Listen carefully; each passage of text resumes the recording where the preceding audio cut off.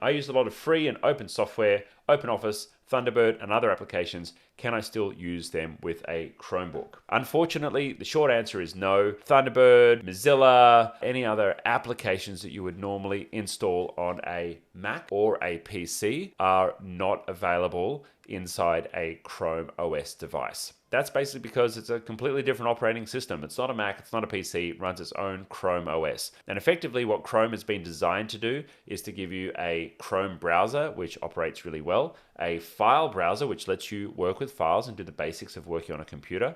But apart from that, it is pretty much just designed to access the internet and web-based applications. So streaming games, streaming apps from different app servers, using progressive web apps, which is format of effectively online apps, but allowing them to use a few local resources. Pretty much a Chrome device is designed for online work. Now, it's not to say that you can't do anything offline. You can still use files offline. You can do plenty inside of Google Drive and the Google ecosystem offline, but you can't install any app that you want to. You can't install Steam for Windows or Steam for Mac, although there is a Chrome version coming along at some stage from Steam. But you can't install something like Microsoft Office, the Windows or the Mac version, onto a Chromebook. That's going to be different as well. You'd need to use the Android app version. So Chrome gives you lots of opportunities to get different kinds of work done. If you're doing graphic design work, you might choose to use Canva instead of using something like Photoshop from Adobe. If you're looking to do video editing work, well, you might choose to use an online app rather than using an app on the Chromebook, although there are some video production apps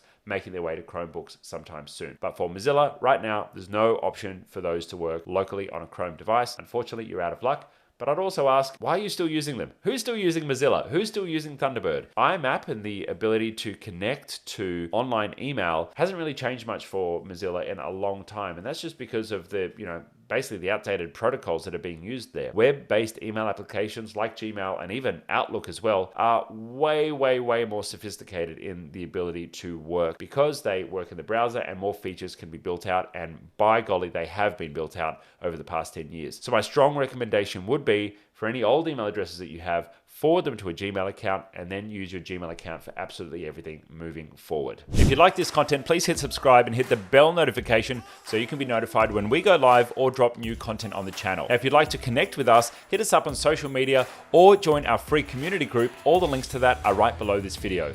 If you'd like to learn more about Google Workspace and the technology ecosystem, you can join our free Genius Academy by transferring your billing across to itGenius. Or you can join a Workspace Basics Bootcamp. Now, if you're a business owner and you're interested in an audit on your technology stack or your Workspace account, or you're looking to do a project in the tech world, well, you can take advantage of our free consultation. And if you need help right now, then consider joining Concierge or taking up a quick fix with our team for professional support for your tech stack.